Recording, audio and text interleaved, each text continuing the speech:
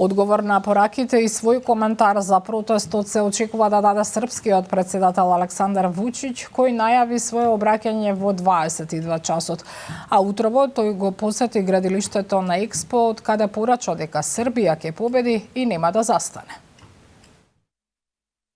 Уверен сам да ćemo i danas izdržati sve pritiske, sve napade. Verujem da ćemo sačuvati mir i stabilnost. A onda da gradimo i da pobeđujemo u budućnosti. Baš kao što smo Srbiju iz pepela podigli pre 13 godina, tako da Srbiju vinemo u neslućene visine. Da budemo najbrže rastuća ekonomija Evrope. I Srbija ne sme da stane. Протестите во Србија се внатрешно прашање што не очекувам да се прилее кај нас, рече премиерот Христијан Мицкоски, одговарајќи на новинарско прашање за време на посетата на општина Студеничани, каде присуствуваше на поставување камен темелник на реконструкција на локален пат во рамки на кампањата каде што срцето е дома. Нормално е да ја следиме, неодговорно би било да не ја следиме состојбата со нашите соседи. И врз основа на тоа сме подготвени за предизвиците доколку постојат такви, имаме разработено сценарија, се разбира, но не очекувам прелевање кај нас. А што се однесува до наше учество, нашата политика е јасна. Ние ниту сакаме да ни се мешаат во нашите внатрешни работи, ниту пак ние ќе се мешаме во внатрешните работи на било која друга земја. Нашата домашна задача е наша домашна задача, а домашната задача на другите земји си е нивна домашна задача. Доколку некој побара помош од нас, советодавна, било каква, тука сме. СДСМ преку соопштение побара оставка од вице-премиерот Иван Стоилковиќ за неговиот коментар на објавата од организацијскиот секретар на СДСМ Мартин Костовски на Фејсбук со пораката "Пумпај", слоган што секојдневно се користи на студентските протести во Србија како порака за зголемување на притисокот. Пораката кон Мартин Костовски од страна на Стоилковиќ и прашање дали сакал да го напумпа е скандал и демонстрација на врвен простотилук од страна на високиот владин функционер. Ова ниско ниво на комуникација и закани на вице-премиерот е доказ за безобразието и злобата на представниците на власта која се демонстрира кон опозицијата, стои во соопштението на СДСМ, од каде бараат негова оставка и најавуваат представки до институциите.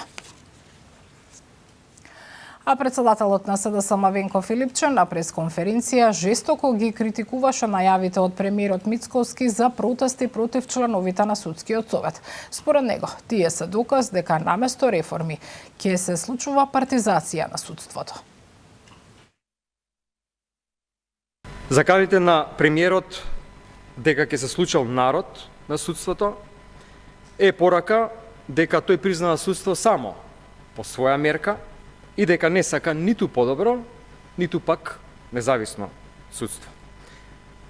На некој начин таа изјава е оксиморон, односно со партиски протести ќе се борат против наводно партизирано судство.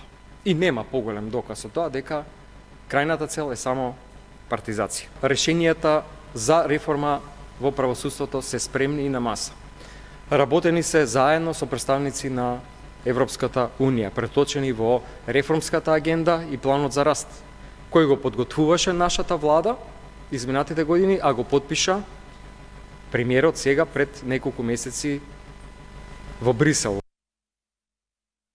На пресконференцијата на Филипче реагира од ВМРО ДПМН. Пратеникот Бране Петрушевски оцени дека Филипче и СДСМ се во паника, а лицемерно е да говорат за состојбите во судството.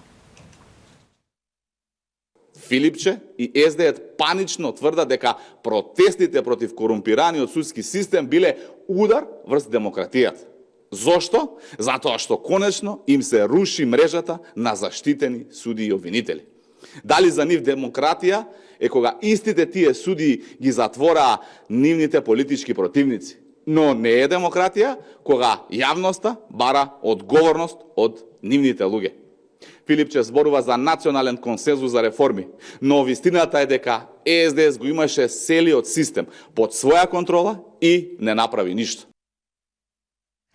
Јавното обвинителство соопшти дека повела постапка за тешки дела против безбедноста во сообраќајот против 24-годишникот што учествуваше во синокешната сообраќајна несреќа во Скопје, во која загина 34-годишен мотоциклист. Тој со возилото Fiat Panda се движел зад автомобилот Peugeot 2008, но преку полната линија започнал да го престигнува. Преминал на дел од коловозот наменет за движење на возилата од спротивната насока, па директно се судрил со мотоцикл Сузуки кој доаѓал од другата страна. Возачот на мотоциклот управувал без возачка дозвола и со неприспособена брзина, а по сударот со телото удрил во оплетена жичена ограда и паднал на коловозот. Од ударот се здобил со тешки телесни повреди и починал на карил. Кај осомничениот и другата учесничка не е утврдено присуство на алкохол или други опојни средства, додека присуство на алкохол во крв од 0,56 промили е евидентирано само кај сега починатиот мотоциклист. Со цел обезбедување на осомничениот во текот на постапката, јавниот обвинител до Основниот кривичен суд Скопје достави предлог за определување мерки на предпазливост. Со протест пред зградата на општина Битола, жителите побараа новата регионална депонија, која ќе се гради за депонирање смет од 18 општини од југозападниот и пелагонискиот регион, да не биде во близина на Битола. Се плашат дека покрај рек може да добијат уште еден аерозагадувач.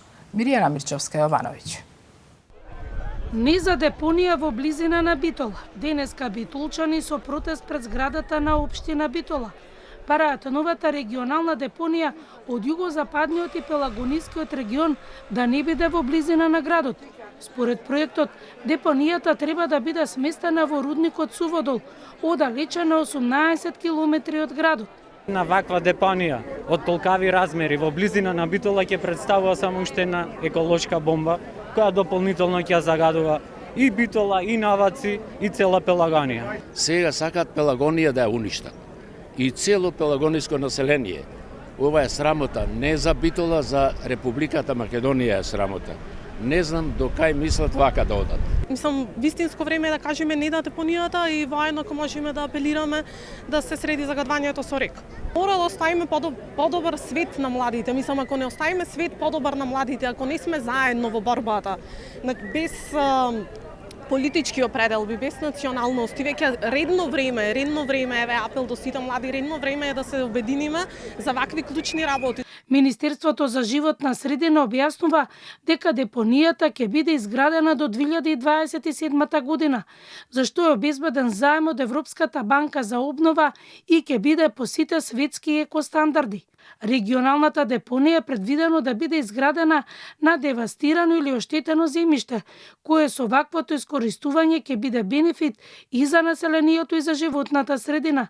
На депонијата ќе завршува најмногу 50% од отпадот, што се генерира од сите општини, бидејќи регионалниот систем предвидува примерна селекција на отпадот, што може да се рециклира и што ќе заврши во инсталации за преработка. На последната седница на Советот на Битола, советниците едногласно го изгласаа предлогот на советникот Иван Чулаковски да побараат од владата измена на локација за регионалната депонија. Вестите завршија. Пријатно.